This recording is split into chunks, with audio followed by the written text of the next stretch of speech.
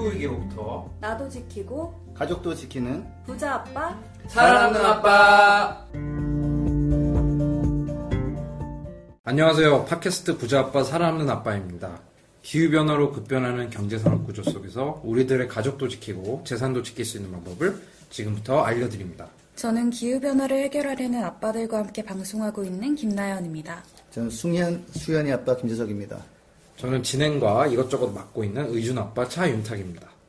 저희 팟캐스트를 듣고 그래도 꾸준히 댓글을 남겨주시는 분들이 계세요. 소개를 안 시켜드릴 수가 없는데요. 그쵸? 오미카엘 님이 댓글을 남겨주셨어요. 방송 잘 듣고 있습니다. 듣다 보니 들은 생각인데요. 방송에서 섹션을 나눠보는 건 어떨까 싶습니다. 예를 들어 초반 20분이나 마지막 20분에는 기후회의의 역사를 얘기하면서 해마다 스톡홀름 UN 인간환경 회의부터 하나하나 짚어보는 식으로요. 문득 들은 생각이라고 하시면서 앞으로도 좋은 방송 기대한다고 댓글 남겨주셨어요. 네, 마침 저희도 고정 코너를 만들지 말지 고민을 하고 있었는데 소중한 의견 감사합니다. 저희 이번 주 회의 때 같이 논의해보면 좋을 것 같고요. 오미카엘님 1회부터 쭉 함께 해주고 계신 것 같은데 앞으로도 계속 함께 하면서 많은 의견 주시면 감사하겠습니다. 네, 이 코너로 만들면 굉장히 우울할 수 있어요, 이게. 지석쌤이 지금 만들고 싶은 코너 있잖아요. 아, 그거요? 예, 근데 아무튼 이 환경회의 이쪽은 제가 오랫동안 팔로우업을 해봤는데 회의를 해요, 열심히. 죽으라고 해가지고 합의를 해요. 그 다음에 잘 안 지켜져요. 그래서 그거의 반복이라서 한번 논의해보시죠, 한번. 예. 좋습니다. 오 미카엘님이 말씀해주신 것 중에서 저도 진짜 많이 생각을 해보는 게 이런 국제적인 데서 어떤 얘기가 오가는지는 저희가 한번 꾸준히 소개를 해줄 필요가 있을 것 같아요. 지키든 안 지키든 지키는 게 중요하지만 그래도 이런 합의 과정이 있다는 거를 많은 대중분들이 알게 되면 감시 효과가 있잖아요. 꼭 꾸준히 소개를 할 수 있도록 노력해 보겠습니다. 또 다른 댓글도 있었죠? 네, 애청자 중 한 분이죠. 캣데디 재진님이 댓글을 남겨주셨습니다. 해수면이 상승하면 물의 압력이 세지고 지각 속의 가스 등이 분출하며 판도 더 크게 움직여 더 많은 지진이 발생하는 등의 연관도 있나요? 사진은 불타는 시베리아입니다. 요거는 이제 제가 굉장히 많은 분야의 전문성이 있음에도 불구하고 요거는 제 전문 분야가 아니라서 예, 바로 이제 검색을 해봤는데 모르던 사실을 알게 됐는데 차라리 반대로 지진이 난 이후에 해수면이 올라가는 경우가 있대요. 이게 그 지진 난 곳이 땅이 꺼진다거나 이래가지고 예, 그래서 그런 거는 연구가 좀 되어 있고 얘기가 나오는데 물이 압력이 세져서 지각이 많이 움직인다는 거는 없고요. 다만 그 극지에 보면 굉장히 그 두꺼운 얼음이 그 땅을 누르고 있거든요. 예, 그래서 그게 녹으면서 지각 변동을 일으킬 수 있기 때문에 그 지진을 걱정하는 특히 아이슬란드 같은 경우는 네. 우리는 지금 이렇게 얼음 위에서 안정적으로 있는데 이게 좀 균형이 깨질 수 있으니까 지금 지구 온난화 좀 막아달라고 이제 하고 있거든요. 그래서 연관성은 있지만 이제 캣데디 재진님이 걱정하는 그런 효과는 아직까지는 없다라고 게 현재 상황입니다. 예. 그러니까 이제 지구 온난화가 오게 되면 이제 아주 단단한 줄 알았던 얼음 위에 지어진 집들이 붕괴될 수 있는 위험이 있다는 걸 쉽게 말씀드립니다. 그건 지진하고는 또 좀 다른 다른 거죠. 네. 예. 알겠습니다. 정말 수준 높은 댓글들이 많이 달리고 있는데요. 자, 여러분들이 이렇게 많이 댓글도 달아주시고 아이디어도 주시는 게 저희 부자 아빠 살아남는 아빠의 원동력이거든요. 그래서 댓글과 구독 앞으로도 많은 관심 부탁드리고요. 저희가 팟캐스트를 제작하는데 큰 도움을 주신 분들의 전하는 말씀을 듣고 본격적으로 얘기를 시작해 보도록 하겠습니다. 이 방송은 여러분의 소중한 후원으로 만들어집니다. 국제환경단체 그린피스 서울사무소에 후원해주실 분들은 1644-0961, 1644-0961에 팟캐라고 문자를 보내주세요. 네이버에서 그린피스 팟캐를 검색하셔도 쉽게 후원에 참여해주실 수 있습니다. 네, 나연쌤, 지난 주말에 시간이 많이 남으셨나봐요. 영화 한 편 보셨다고요. 네. 맞아요. 근데 또 제가 하나를 끈덕하게 보는 스타일이 아니라 네. 이 2시간 남짓한 영화를 또 이틀 내내 나눠봤는데 네. 다운사이징이라는 영화를 봤어요. 근데 제가 넷 땡땡땡을 이제 이용해서 영화를 보고 있어서 네. 썸네일을 보고 그냥 별 생각 없이 보기 시작했는데 되게 영화 초반부터 기후변화 얘기가 나오더라고요. 근데 두 분도 다 보셨다고. 저 너무 억울해요. 저는 올 초에 네. 유튜브에서 돈 내고 봤거든요, 이거를. 아. 내 땡땡땡 계정이 있는데. 1,200원이 냈는데. 네. 아니, 콘텐츠에 또 이제 돈을 투자해야 또 좋은 콘텐츠가 나온 거고, 사실 다운사이징 저는 비행기 안에서 봤던 것 같은데, 탄소 배출 뿜뿜하는 비행기 안에서 많이 봤는데, 이 다운사이징만 갖고도 종일 얘기할 정도로 이게 많은 얘기가 있죠. 하물며 기후변화 말고도 결혼이란 무엇인가에서도 한번 얘기를 할 수 있어요. 다운사이징 관련해서. 그죠? 그쵸. 스포 특집인가요? 그쵸, 네. 그쵸. 그쵸. 스포죠. 네네. 그래서 아주 짧게만 얘기를 하려고 하는데, 네. 이 영화 못 보신 분들도 계실 수 있잖아요. 그래서 간단하게 줄거리를 설명을 드리자면, 이제 기후변화, 뭐 인구 과잉, 지구 온난화, 이런 것들을 되게 걱정하던 노르웨이 과학자가 이런 문제에 대한 해결책으로 인간 무게를 2744분의 1, 부피를 0.0364%로 줄이는 다운사이징 기술을 개발을 해요. 그래서 영화가 이러한 시대의 소인국 마을 중에 하나인 레저랜드에서 일어나는 여러 가지 사건을 보여주고 있는데, 결국에는 이거는 결론 아니고 스포 아니에요. 네. 결국 주인공 중 한 명이 이 박사를 찾아가요. 그래서 이 박사가 기술을 네, 개발한, 이게 사람을 조그맣게 줄이던 기술을 개발한 박사를. 그쵸. 네. 이 박사를 찾아가는데, 네. 이 박사가 이제 기후변화로 인한 이런 문제들이 너무 심각해서 인간이 멸종할 게 이제 확실하다. 이렇게 얘기를 하거든요. 왜냐면 이 박사는 이러한 기술을 뭐 지구온난화를 막기 위해서 개발을 했지만, 실제로 이 기술을 적용받은 사람들은 3%, 그리고 나머지 97%는 계속해서 이산화탄소를 배출하고 지구를 뜨겁게 만들고 기후변화를 가속화하게 해서 결국에는 지구가 이렇게 된다, 뭐 이런 내용이 담겨 있거든요. 근데 이 영화가 되게 알고 보면은 이런 중요한 내용을 많이 담았는데, 이렇게 하면은 안 볼 거라고 영화 마케팅 담당자가 생각을 했는지, 기억나는 게 이제 맷 데이먼 주연이다. 그쵸. 그리고 기후변화 때문에 이 사이즈 줄였다 이런 게 예고편에서 딱히 나오는지 기억도 안 나고, 제가 기억나는 건 인구 과잉 정도만 얘기를 하고 있는 거예요. 예고편 같은 거는 사람이 줄어가지고 돈도 펑펑 쓰고 재밌게 살다가 뭐 약간 회의감이 든다. 뭐 그런 1억이 뭐 100억이 된다 이런 네, 식으로. 막 그런 것만 사실 기억에 많이 나긴 하거든요. 근데 이 맷 데이먼이 나온 영화 중에서 가장 흥행이 안 된 영화이지 않을까 싶어요. 흥행 보증수표로 유명한데 그죠? 맷 데이먼. 그러니까 흥행 보증수표도 기후변화를 집어넣는 순간 이렇게 네, 된다. 흥행이 이렇게 된다는 거를 볼 수 있는 씁쓸한 영화인데요. 근데 요즘 그 스포를 우리가 너무 안 하려고 조심할 필요가 없다고 좀 보는 게 사람들이 저 주변 사람들도 다 볼 시간도 없고 귀찮대요. 그래서 자기가 좋아하던 무슨 뭐 중국 드라마든 미국 드라마든 그냥 블로그에 스스스스 보고서 이렇게 끝나는구나 뭐 이렇게 보기도 한다고 하는데, 한 가지는 왜 이게 좀 실패했냐면은 충분히 많은 사람들이 안 했고 다운사이징을 그 또 하나는 너무 늦게 시작해서 그래서 이제 기후변화 대응은 이제 늦으면 결국은 이제 대응 실패로 간다라는 거가 있어서 저희가 그래서 이제 팟캐스트를 하고 있는 거죠. 그쵸. 아직은 교훈적인. 기회가 있기 때문에 제가 얼마 전에 그 영화 평론가님을 만났는데 좋은 말씀 하시더라고요. 그래서 기후변화와 관련된 영화가 굉장히 많다는 거예요. 근데 공통점이 뭐냐? 네. 기후변화, 지구온난화 이런 문제를 누군가가 엄청난 기술로 해결을 하려 합니다. 그런데 잘 안 돼요. 그 재앙력, 대표적으로 이제 또 스포 만세. 뭐 이건 하도 오래된 영화고, 이게 저희가 이제 스포 기준 그걸로 합시다. 명절 때 나온 영화는, 명절 때 지상파에서 나온 영화는 얘기해도 되는 거. 오케이, 알겠습니다. 괜찮나요? 그 모니터링 해야 되잖아요, 그런 거. 그렇죠. 네. 근데 이제 설국열차도 똑같잖아요. 그쵸. 설국열차도 설국열차 얘기 되게 많이 하죠. 그 뭐 대기 중에다가 뭐를 화물질 싸가지고 네, 뭐 해보려고 했다가 막 더 망해가지고 기차 타고 이제 막 그렇게 되는 거죠. 그런 이제 공통적인 포맷이. 그래서 스포 너무하네. 기차 탄다는 얘기하면 어떡해요. 그러니까 기차 그나 중요한데 그게 어떤 이 지구 온난화나 기후 변화를 완벽하게 해결해줄 그 절대적인 그 기술이 하나 나올 가능성은 그럼 좋겠죠.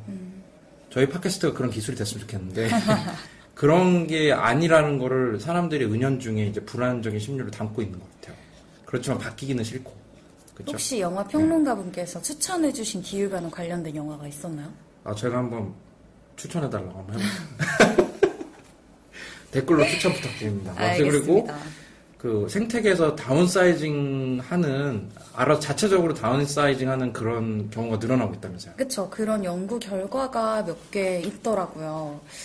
뭔가 기후변화 때문에 이제 생물들의 크기가 줄어들고 있다. 뭐, 물론 저희 영화에서처럼 막 극적으로 줄어드는 건 아닌데, 그리고 이런 연구 결과들도 꾸준하게 나오고는 있어요. 근데 여기에 대해서도 계속 과학자들의 논쟁이 진행 중인 상황이고, 근데 이제 옛날에 대멸종 이후에 살아남은 생물체의 몸집이 되게 작았던 그런 현상을 일컫는 말 중에 릴리프 효과라는 말이 있대요. 릴리프도 어디서 들어본 것 같은데? 걸리버. 맞아요. 걸리버 여행기에 나오는 나라 이름인가? 뭐 그렇죠. 아닌가? 소인국 이름인가? 맞아요. 그래서 과학자들이 이 릴리프 효과를 설명을 할 때 이제 비교적 따뜻했던 시기에 산소 농도가 낮아지면서 유기체 성장에 필요한 에너지량이 줄어든 결과다. 그러니까 그러한 환경에 적응을 하기 위해서 이런 생물들의 몸집이 조금씩 작아지는 변화? 적응을 했다? 이런 말인데. 저 어렸을 때 공룡을 좀 좋아했어요. 남자애다 보니까. 뭐 남녀 차별 이런 건 아닙니다만. 네네. 조심하시네요. 그럼요. 그렇죠.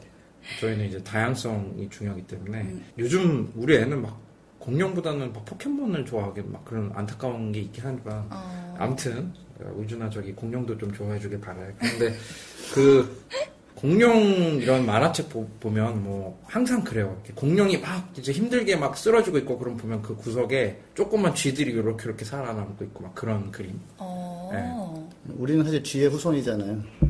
그렇죠. 그리고 이제 지금 공룡에 관한 많은 연구가 이루어진 게 사실 공룡은 멸종된 게 아니고 몸집이 작은 많은 공룡들이 새로 진화했다 이런 연구가 많이 이제 나와 있잖아요. 그래서 대표적으로 주라기 공원 1에 보면은 이거 스포일 괜찮죠? 그러니까 명절에 나왔는지 한번 검색해봐요. 명절에 많이 본 것 같아요. 그 박사가 마지막에 애기들 다 구하고 그 헬리콥터를 타고 이렇게 가면 이렇게 헬리콥터에서 이렇게 새들이 시오트 많이 나오는데 헬리콥터를 이렇게 새들이 이렇게 따라오는 장면으로 이렇게 끝나요. 그래서 그게 이제 약간 그 내용을 담은 거로 보여요. 어쨌든 그렇죠. 몸집이 작은 동물이 살아남는 분위기가 있다는 거죠. 근데 우리가 말하는 것처럼 만약에 탄소 배출이 심각해서 우리가 멸종으로 가고 있다면 인간도? 그럼 진짜 실제로 이렇게 자연에서 이렇게 몸집이 작아지는 그런 게 보인다는 말씀이시죠, 그죠? 네, 그렇죠. 근데 되게 아이러니한 게요.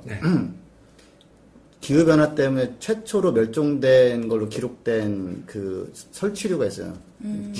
호주 어디에서 되게 낮은 지역에 사는 거기에만 사는 조그만 섬 같은 사는 쥐인데 해수면이 올라가가지고 이제 이 섬이 없어진 거예요. 그래서 아까 지금 우리는 작아지는 포유류가 살아남을 수 있다 생각을 이제 방금 했었는데 실제로 현실에서는 걔가 제일 먼저 죽었어요. 지금.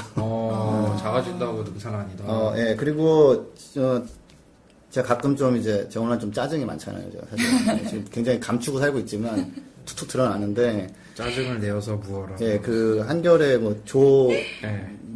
기자님 이거 조홍석 기자라고 있어요. 예. 좋은 얘기하실 거면 얘기하셔도 됩니다. 네. 아니 그냥 있던 얘기를 하는 거예요. 팩트로. 예. 우리 어차피 지금 2019년에 얘기를 해야지. 뭐지? 술록이 기후 위기를 이기는 법 해가지고 눈이 쌓였으면 거기를 파헤치고서 거기 있는 풀을 먹고 살아요. 술록이. 근데 요즘은 비가 온 다음에 얼어버리는 거예요. 그러면 이게 파헤칠 수가 없어요. 그래서 얘가 밑에 있는 풀을 못 먹고 어쩔 수 없이 해변가에 가서 해초를 뜯어 먹었는데 이제 그러면서 살아남는다라고 이제 조홍석 기자님 쓰셨어요. 근데 그럼 동시에 그 안에 이제 대신에 설사가라고 해가지고 염분도 많고 그래서 조금 어려움이 있지만 살아남고 있다 이런 식으로 쓰셨는데 최근에 나온 게 200마리가 떼거리로 죽어버린 거예요. 대체 음식을 찾았지만 사실 먹고 싶어서 먹은 게 아니라 어쩔 수 없이 좀 먹었는데 결국은 이게 좀 맞지가 않았고 게다가 대체도 먹었지만 주식도 먹어야 될 거 아니에요. 그게 안 되는 거예요. 그래서 200마리가 때로 죽었단 말이에요. 그래서 희망적으로 작아지면서 적응하나 보다. 그러면 계속 살 수 있겠지라고 생각을 할 수가 있는데 실제를 들여다보면 그런 식으로 좀 버티지만 결국에는 간다. 그래서 저도 릴리프 효과 얘기를 하면서 사실은 이게 뭔가 자연이 주는 어떤 경고? 그래서 저희가 경각심을 좀 가져야 되지 않느냐 이런 생각을 좀 했는데 조모 기자님은 혹시 후속 기사를 쓰셨나요? 아직은 안 하신 것 같은데, 근데 그분이 하여튼 그 내용은 그 논문을 가지고 쓰신 거예요. 예, 다만 저는 좀 그렇게 제목에서 기후변화를 이기는 법 그랬는데, 그래서 제가 졌다, 결국에는. 그거는 그 기자님의 잘못이 아니고, 그 이제 편집을 이제 제목을 달아주시는 기자님, 그래도 긍정적이신 분인 것 같아요. 되게 좋은 분인 것 같은데요. 그래도 너무 이제 절망적인 얘기를, 제목을 이렇게 했지만 그래도 기사를 읽으면 그런 내용이 아니니까 잘 읽어봐라. 제가 좋아하는 책 중에 하나가 긍정의 배신이라고 있어요. 그러니까 우리가 아니 근데 우리가 완전히 절망한다면 팟캐스트 아예 안 하겠죠. 까짓 거 이걸 왜 해요? 저희 팟캐스트 초반 댓글 항상 기억합시다. 너무 이제 부정적인 이런 거는 듣기 힘들게 만듭니다. 네, 들어야 돼. 들어야 살 수 있어. 들으세요. 근데 이거를 있었던 얘기 하는 거니까 200마리 술록 죽고 뭐 이런 게 있는데 그럼요. 우리가 이제 가능성이 있으니까 하지만 그렇다고 이런 거를 보면서 릴리프 효과 때문에 살아남는데 라고 이렇게 생각하면 안 된다. 그건 굉장히 위험한 생각이다. 네. 편집 알아서 해 그러면. 자, 네, 알겠습니다. 네. 나는 할 말 해야 돼. 알겠습니다. 네. 정말. 네, 얘기 잘 들었고요. 자, 그럼 저는 이제 어느 소식 갖고 왔냐면요. 제가 몇 주 전에 그 일본 아베 그 녀석 소식을 전하면서 같이 이제 가십 담당 이렇게 돼버렸어요. 그래서 이제 정설만 얘기하고 이제 정설과 가십 사이에 이제 뭐 5분에서 15분을 주자 이런 얘기도 했었고. 네, 가십 타임입니다. 네, 아닙니다. 그래서 뭐 아동심리학 전공자냐 이런 얘기가 나오셨는데 지금 박지원 민주평화당 국회의원 굉장히 유명하신 분이죠. 우리나라 뭐 대북 소식통의 1인자라는 얘기도 있고. 모를 수 뭐 이제 비서실장도 하셨고 대통령. 그렇죠. 정말 저랑 똑같이 얘기를 하셔가지고 제가 깜짝 놀랐어요. 그래서 이분이 종편 유명 시사 프로그램에 나오셔가지고 정말 진짜로 아베 그 녀석이 컴플렉스가 있다. 가족들이 다 도쿄대 법학부를 나왔는데 이 친구만 뭐 세이케이대 법학부를 나왔고 그 다음에 이 친구를 바꿀 녀석은 아케이 여사 그 밖에 없다. 너무 똑같이 얘기를 해가지고 제가 진짜 정말 좀 자신감을 얻고. 혹시 윤탁쌤이 네. 컨설팅 해주신 건 아니죠? 그렇게 진짜 얘기하고 다니기는 아직 좀 창피해가지고 네. 기자들이 작가분 들으셨으면 연락 좀 주세요. 기자들이 정치인의 약점을 잡고 이렇게 가끔 이용해 먹는다는 얘기를 들었어요. 네. 박지원 국회의원님인데요? 기자 아닌데요? 말고. 아니 본인이 기자 취재에 뭔가 그렇군요. 물었을 수도 있지. 그래서 이제 오늘 저희가 또 이제 너무 이제 가십 얘기가 나왔으니까 제가 좀 네. 데이터에 기반해가지고 좀 가져왔습니다. 네. 최근에 이제 네이버랑 구글 이제 검색 데이터를 보면 석탄재라는 단어가 네. 검색량이 평소에 5였다면 지금 한 100으로 치솟았거든요. 거의 20배? 네. 연탄재는 들어보셨지만 좀 석탄재는 좀 익숙하신가요? 저 석탄재 들었을 때 처음에 조금 뭔지 모르겠어요. 저는 몇 년 전에 그 석탄화력발전소 근처에 사시는 분들이 이제 배추 농사를 지으시는데 배추를 이렇게 까봤는데 안에 다 석탄재가 들어갔던 그런 기사가 기억이 나거든요. 그건 석탄재가 아니라 석탄을 막 쌓아두는데 네. 돈 들잖아요. 지붕 씌우면 네. 그냥 쌓아놓고 네. 그래서 바람 불어 날라오는 거예요. 그렇죠. 야적장. 근데 이제 이게 어이없어요. 그거. 그 석탄에서 날라온 걸 수도 있고 석탄재 처리장에서 날라온 걸 수도 있고. 예, 그 당진 그게 두 개다. 그린피스에서 그 배추 사진을 소개해서 엄청난 화제가 됐었어요. 그러니까 당진의 배추에 속이 시커멓게 끼니까 이게 무슨 뭐 합성 아니냐 가짜 아니냐 하면서 그러면 당진 시민들이 이 합성 가짜 같으면 니네 도시로 저기 발전소 옮겨라 막 이렇게 하면서 우리 페이스북 댓글에서도 막 논쟁이 많이 일었었거든요. 아무튼 그래서 석탄재가 뭐냐? 심플하게 석탄을 타고 남은 그을음이거든요. 저희 뭐 과학 시간 또 이제 칼칼라마 아라 천리준합에 의해서 또 과학 시간 해서 뭐 좀 그렇긴 한데 석탄은 고체잖아요. 그렇죠. 완전 연소가 안 되죠. 네. 그럼 완전 연소가 안 되면 재랑 그을음이 남잖아요. 그렇죠? 그럼 석탄을 태우고 그을음이 남는 거예요. 근데 이거를 그름은 날아가고 미세먼지로 그렇죠. 네. 예, 안 타고 남은 저기 덩어리들이 있죠. 좀 약간 양이 꽤 많아요, 그게. 그 양이 이제 이거를 석탄재, 영어로 콜 애쉬라고 하는데 이게 어떻게 이슈가 됐냐면 이게 사실은 석탄재 문제가 계속 있었어요. 그러니까 석탄재가 수질 오염, 대기 오염, 뭐 여러 문제가 있고 석탄재를 하물며 그러니까 찌꺼기 몸에 좋지 않은 찌꺼기를 일본에서 수입을 해온다라는 거를 우리나라 그 국내 NGO들이 네. 지속적으로 문제 제기를 해왔는데 오래됐어요. 오래 됐거든요. 근데 이제 지금 일본이랑 저희가 안 좋잖아요. 네. 일본이 아베 그 녀석이 좀 수입 수출에 아주 어려움이 있도록 규제가 들어왔잖아요. 그쵸. 그래서 이런 문제가 다시 제기가 되니까 환경부 관계자가 뭐라고 얘기했냐면 그러면 석탄재를 일본에서 안 하고 대체하는 방법을 찾아볼게. 그러니까 석탄재는 계속 쓰겠다. 그런데 얼마 전에 한국에서 일본 정부의 제재를 맞대응하는 첫 번째 카드로 꺼낸 게 일본산 석탄재를 방사능 검사를 강화하는 방안을 검토 중이라 이런 기사가 나오면서 석탄재에 대한 관심이 확 올라간 거예요. 그럼 석탄재를 왜 수입을 하냐? 이거는 이제 다 저희들 뭐 여기다 뭐나 부자고 다 집 지을 생각하고 다 갖고 계시죠, 그렇죠? 뭐 잘 모르겠지만 뭐 갑자기 뭐라고 해야 되나? 이제 저도 머리 굴리고 있었습니다. 시멘트랑 콘크리트의 차이 아세요? 저는 정확하게 몰라요. 레미콘은 들어보셨어요? 레미콘 트럭?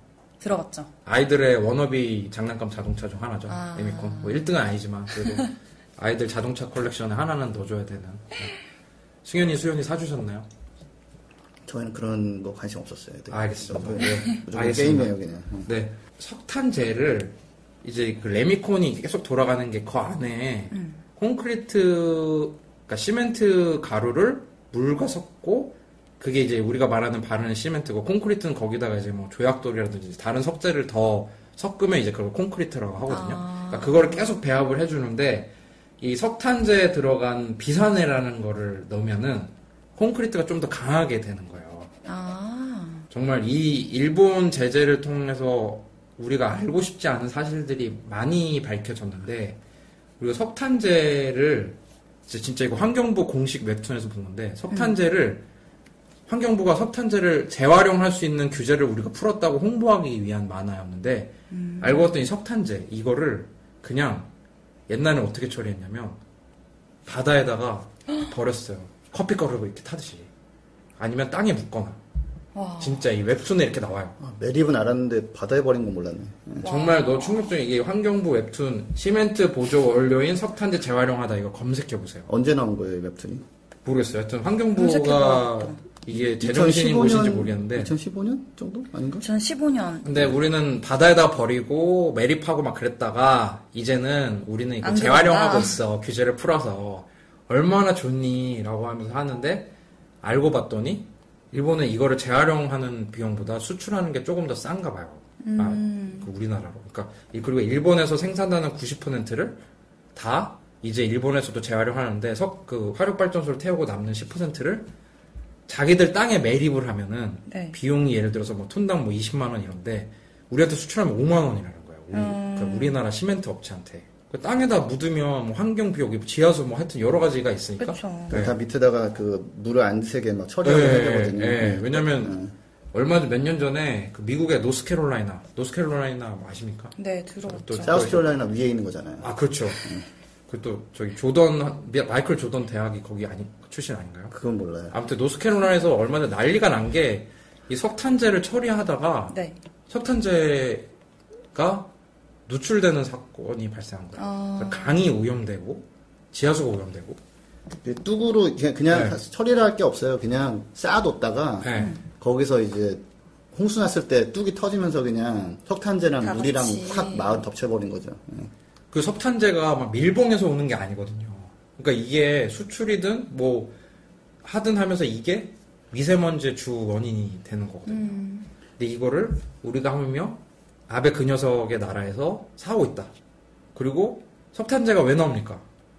석탄화력 발전소를 돌리니까. 불로 떼서. 국민들이 좀 알아야 돼요. 이게 석탄재를 단순히 뭐 전범 기업에서 수입하거나 뭐 그런 것뿐만 아니라 석탄 발전소를 하게 되면 미세먼지도 많이 발생하고 지구 온난화도 저기 촉진시키는데 하면 이 석탄재를 콘크리트에다가 같이 쓰는 게 과연 좋은 건지. 근데 이게 또 다른 이슈가 있는 게 그럼 석탄재를 대체하려면 점토를 캐내야 되거든요. 네. 그럼 또 거기서 이제 환경 문제가 이제 발생을 하는데, 근데 우리가 이거가 모든 게 연결되어 있는 게 콘크리트랑 건설업이 지구 온난화를 배출하는 네. 또 굉장히 중요한 산업이라고 들었어요. 그러니까 지구 온난화에 기여를 많이 하는 그렇죠. 산업이다. 그렇죠. 이제 통계에 따르면 지구에서 가장 많이 소비되는 자원이 네.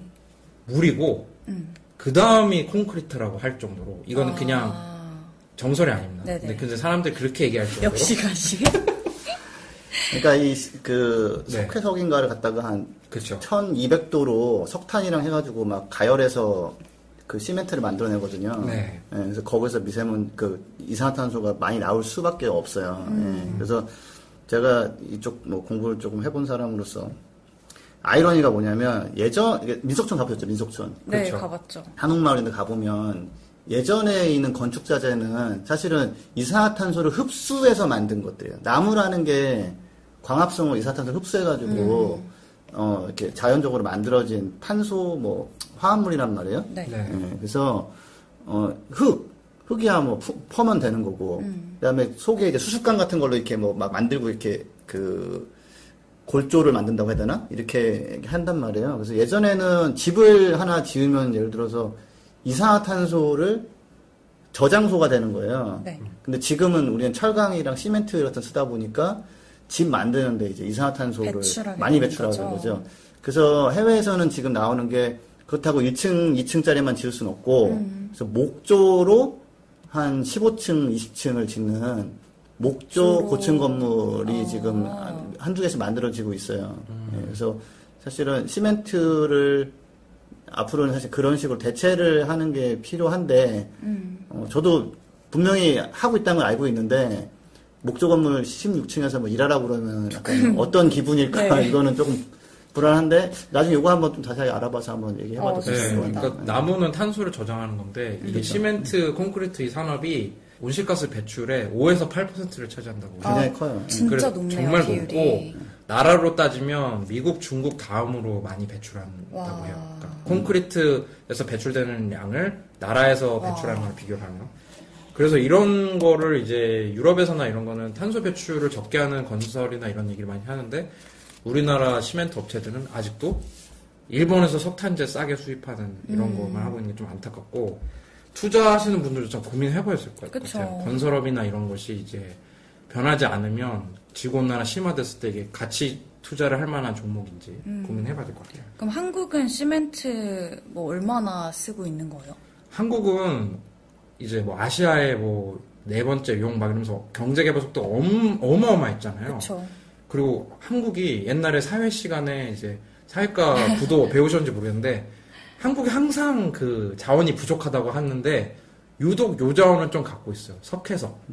그래가지고 이거를 또 1960년대에 시멘트 산업을 나라에서 중점적으로 키웠어요. 왜냐면은 어차피 인프라도 쫙 깔아야 되고 경제개발도 해야 되니까. 그래서 우리나라는 항상 15위 안에 드는데 옛날에는 상위 뭐 5위에서 10위 생산 소비 다. 네. 근데 지금은 이제 개도국들 빠르게 발전해야 된대. 중국이 압도적으로 사용 많이 하고 있고, 그러면 인도, 미국, 뭐 이란, 베트남, 터키 이런 데서 사용을 많이 하고 있죠. 네. 자, 그래서 제가 이제 아베 그 녀석에 대한 소식을 어떻게 얘기하다 보니까 이게 됐고요. 그 다음에 이제 너무 더웠잖아요. 그렇죠. 이거와 관련해서 덥고 불 나고 난리가 아니라면서요, 지금. 네, 지금 그러니까 우리나라는 약간 덜한 면도 있었는데 그 장마가 좀 뭐 길어지면서 구름 많이 끼고 7월달에 그렇게 덥지 않아가지고 특히 작년이 워낙 덥기 때문에 네. 상대적으로 야 올해는 살만하다 이런 것도 있었는데 우리나라는 그랬지만 그린란드 같은 경우는 하루에 125억 톤의 얼음이 녹은 게 있었어요. 8월 1일에. 네, 이거는 예전 기록 대비 한 2배, 2배 반? 상상도 안 되는 정도의 수치인데. 네, 이게 상상이 안 돼요, 진짜. 이게 뭐 125억 톤 이래 버리면 125억 원 이런 건 좀 느낌이 오거든요. 네. 다루는 뭐 금액이니까. 자주 뭐 다루시는 카드값 같은 거 거 보면서 맞죠? 이렇게 뭐 이번 달은 뭐 자 그래서 7월 달 전체로 녹은 거는 1970억 톤. 네.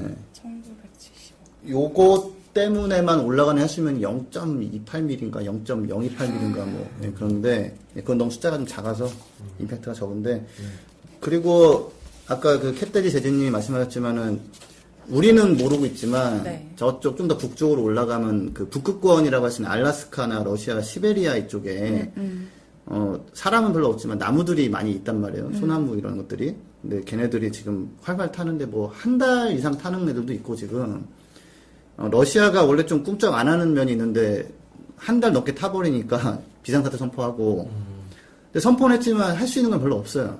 그만큼 큰 불을 끄기 위한 장비를 항시 가지고 있는 것도 아니고 거기까지 도로가 나 있는 것도 아니고 네. 일단 선포하고 뭐 가장 그래도 좀 문제가 있는 지역은 가서 뭘 좀 하겠죠. 예. 네. 근데 이게 이제 활활 타면서 2019년 6월에 탄 것만 5천만 톤이 탔는데 이게 스웨덴이 1년 동안 배출하는 거랑 똑같은 양이에요. 아. 예, 북극권에서 이 불난 것 때문에만 배출되는 배출된 CO2가 한 달 동안. 네. 근데 이 한 달 동안 그 배출된 게 2010년부터 11, 12, 13, 14, 15, 16, 17, 18, 6월에 나온 걸 다 합친 것보다 더 많은 양이에요. 아. 그러니까 이게 지구온난화가 가속화된다는 게 이런 거거든요.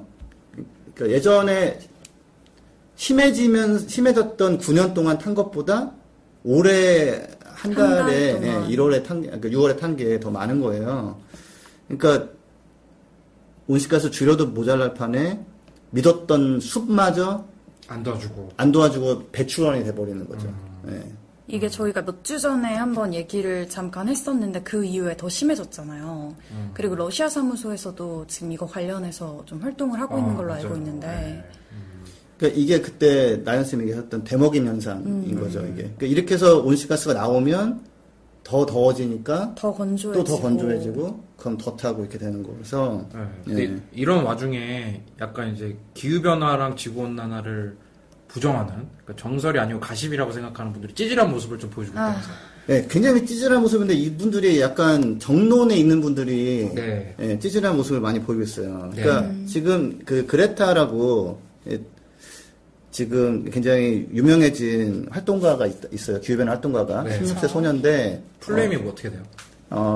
그레타 툰베리인데 네. 우리나라는 툰버그라고 알려져 있어요. 제가 툰베리죠. 툰베리. 남자들 그레타 알아요. 툰베리. 융베리, 융버그가 아니라 융베리, 축구선수 융베리. 그렇구나. 그렇지. 예, 예. 그죠. 예. 그레타 툰베리인데 이제 이 친구가 지구온난화에 대해서 한 9살 땐가 알고서 우울증에 빠져서 실현증도 걸렸다가 그러니까 유럽에서는 이제 학교에서 지구 온난화 교육을 잘 시켜주니까 그죠? 그쵸. 그렇죠. 많이 예, 예. 배우니까. 근데 이제 얘는 아스퍼거 증후군이라고 네네. 그러니까 뭘 받아들이면은 그거를 그냥 그대로 받아들이는 예, 그러니까 그다음 거짓말도 잘 못하고 네. 그래서 되게 이상했던 게 선생님이 이래 해가지고 못하면 지구는 이렇게 되라고 교육을 잘 시켜준 다음에 자기는 뭐 다음 주 결혼식인데 신혼여행은 어디 뭐 방콕을 간다는 아무튼 비행기 타고 멀리 간다는 거예요. 그래서 네. 그때 되게 충격을 먹었대요. 아니 그렇게 심각한데 그걸 비행기. 알려주고서 자기는 이제 CO2 대박 배출하는 걸 한다고 하니까 근데 뭐 이래저래 해가지고 1인 시위를 하다가 지금 이제 거의 아이콘처럼 된 친구인데 참고로 노벨 평화상 후보까지 올라갔습니다. 네. 몇 살이라고 하셨죠? 16세. 16세.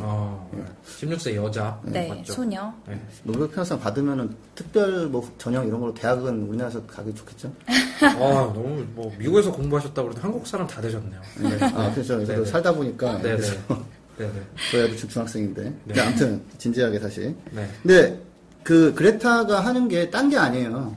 이미 유엔에서 뭐 치고받고 해가지고 합의 나서 야 이 정도는 다 인정해야 된다라고 나왔던 IPCC 보고서. 네. 그 다음에 2015년에 반기문 사무총장의 그 관리하에 네. 극적으로 타결된 파리 기후변화 협약. 네.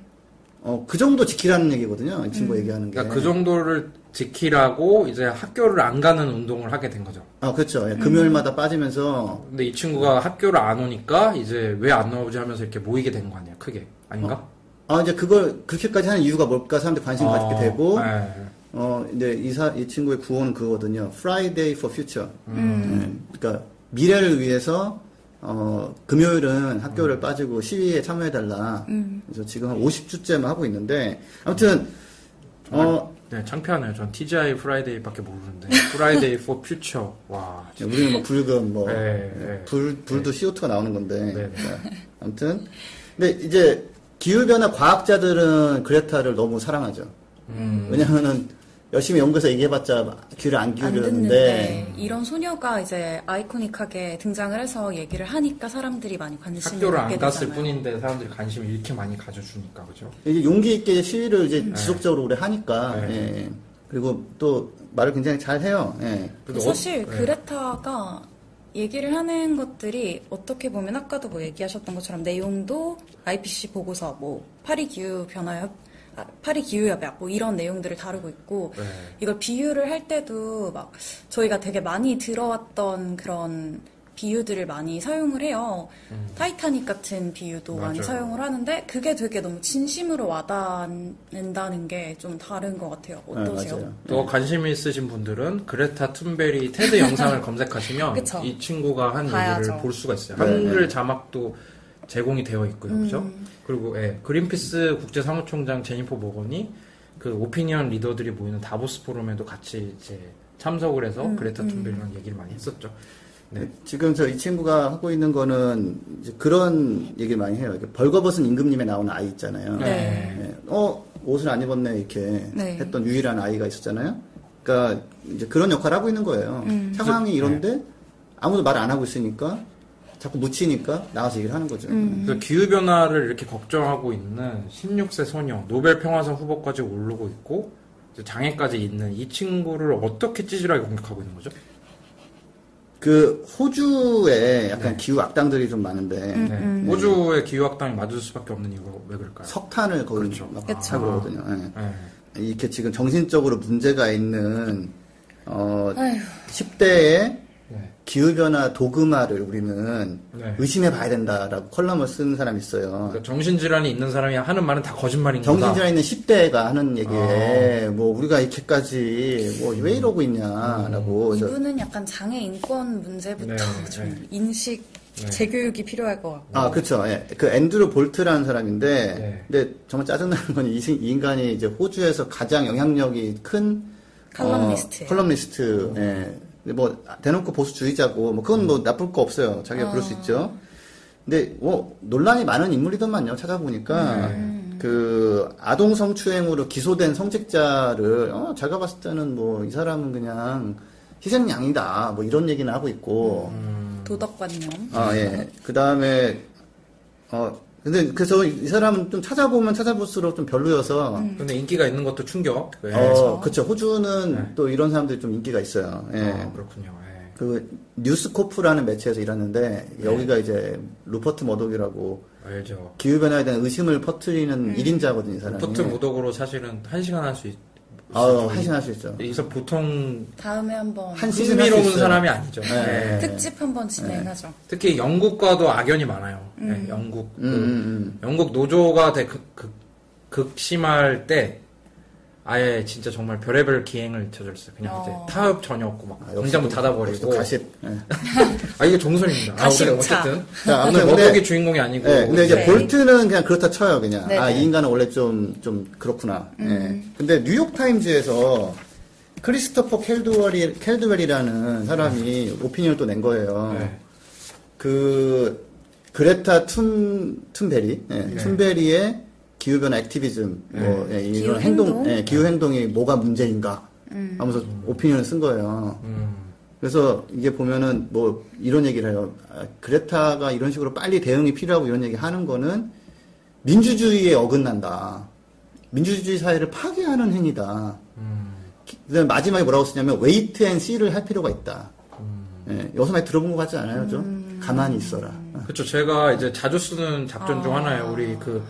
우리 저기 집사람이랑 애기가 뭐 사달라고 하면은 사줄게.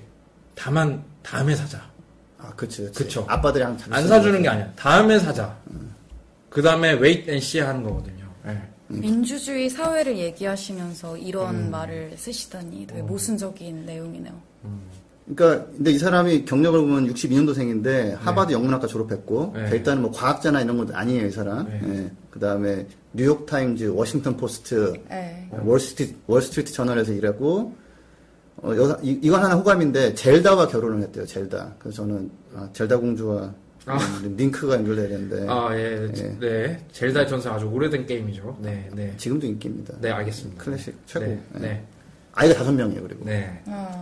여기서 하나 제가 절망하는 거는, 이게 아이가 있다고 해서 기후변화를 제대로 열심히 대응하는 사람이 꼭 그렇진 않더라고요, 이게. 네. 그렇죠. 그럴 수 있죠. 기후변화에 대한 이해도가 다를 수 있고. 민주주의 사회니까 또 발언의 자유가 있으니까. 그렇죠. 근데 그래서 이 친구가 결국 하라는 얘기가 그레타 툰베리한테 하고 싶은 얘기가 뭐예요? 그러니까 너 그렇게 난리치지 마라. 나대지 마라. 나대지 마라. 근데 민주주의 사회에서 이렇게 개인의 행동에 제약을 거는 건 정말 민주적인가요? 그러니까 이게 이제 그 뉴욕타임즈 사람은 좀 점잖게 훈계하는 거죠. 앤드루 볼트는 쟤 좀 이상한 애 아니야 이런 거라면. 근데 이게 더 싫어요, 어떻게 보면. 점잖은 훈계가 아니라 그냥 여기도 꼰대. 꼰대죠, 그쵸? 그치. 그러니까 제가 62년도생에 하버드 나왔고 그 경력이 많은 그런 저널리스트가 정말 뉴욕타임즈, 워싱턴 포스트는 좀 알아주는 데잖아요.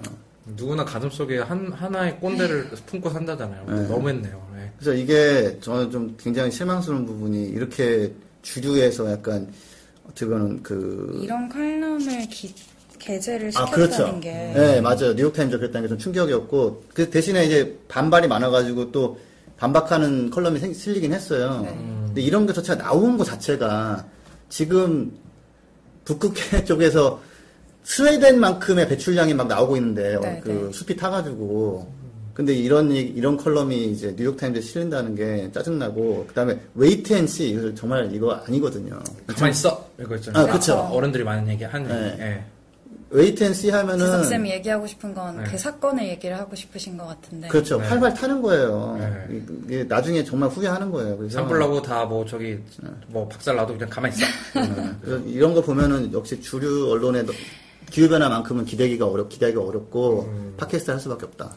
그렇구나. 이 말을 하고 싶어서 한 거고요. 네. 근데 여기서 마지막으로 좀 이제 우리나라는 또 그레타 툰베리를 또 약간 희한하게 소비하는 게 있어요. 착한 소비의 박수를이라는 이제 글이 하나 올라왔는데 매일경제 어떤 분이 쓰셨는데 이제 쭉 보면서 이제 그레타를 칭찬하면서 위기는 기회다, 쓰레기 배출을 줄여야 한다 했는데 그레타가 얘기하는 거는 그게 아니거든요.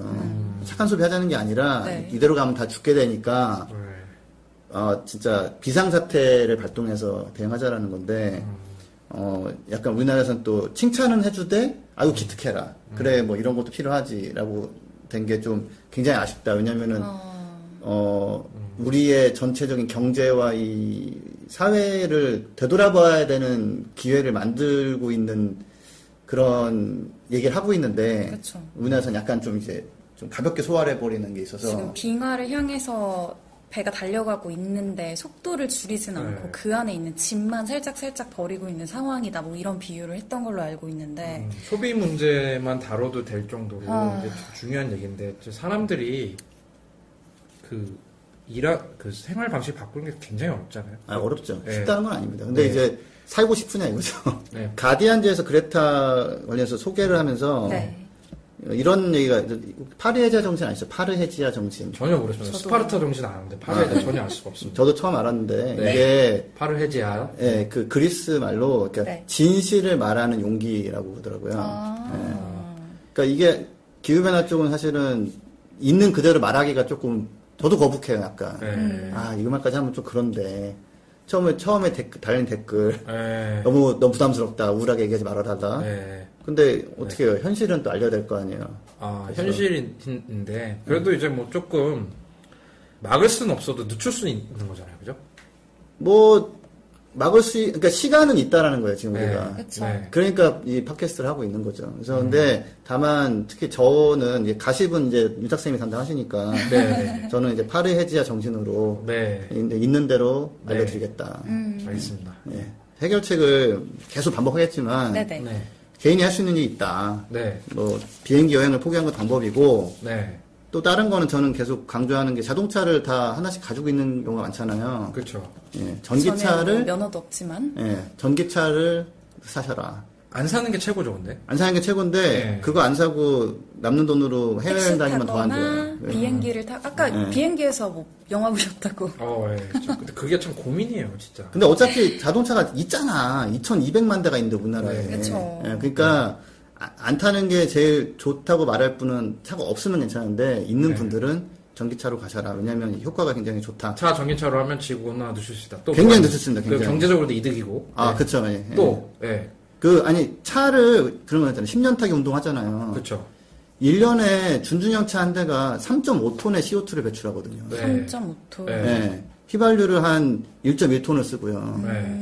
예. 그러니까 10년 타기 운동 예전에 했었어요. 네. 환경 운동처럼 네. 오래 타자. 네. 그럼 10배네요, 10배. 좋지 않아요.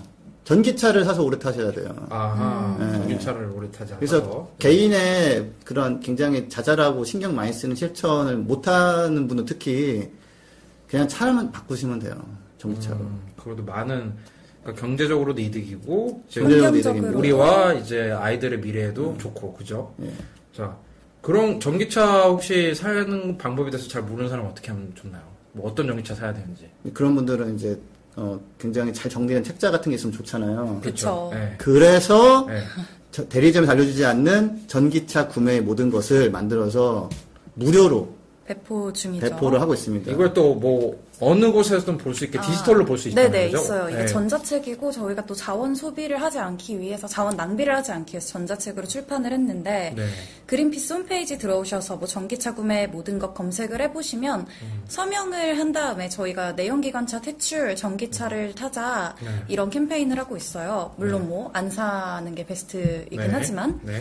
그래서 거기에 서명을 하시면 이거를 저희가 PDF 파일로 보내드리고 있고 네. 또 다른 방법은 리디북스라는 이제 전자책 플랫폼에 들어가셔서 뭐 애플리케이션만 다운받으면 회원가입 없이도 무료책으로 받아보실 수 있고 네. 회원이시라면 뭐 그냥 검색 쉽게 하셔서 볼 수 있을 것 같아요. 네, 알겠습니다. 오늘 또 저희가 나름 시사적이고 도움이 되는 내용을 전해드리려고 노력을 했는데 듣는 분들 어떻게 생각하시는지 모르겠습니다. 하지만 구독과 댓글, 의견 남겨주시는 게 저희한테 큰 도움이 되고요. 그렇죠. 오늘 함께 해주신 두 분한테 많은 감사드립니다. 다음 주에 더 풍성한 내용과 함께 다시 찾아뵙도록 하겠습니다. 더 풍성하기 어렵다니까. 이 정도면 진짜 풍성하다니까. 이런 거 자꾸 좀 편집하기 너무 힘들어요. 저는 오늘 네. 그레타 얘기 너무 좋았어요. 알겠습니다. 일단 감사합니다. 네, 감사합니다. 감사합니다. 네.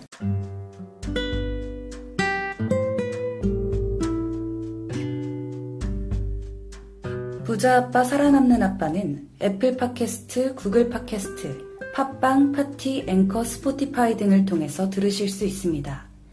방송에 대한 의견이나 참여를 원하시는 분들은 gkr@greenpeace.org로 메일을 보내주시면 저희가 정기적으로 확인하도록 하겠습니다. 부자 아빠 살아남는 아빠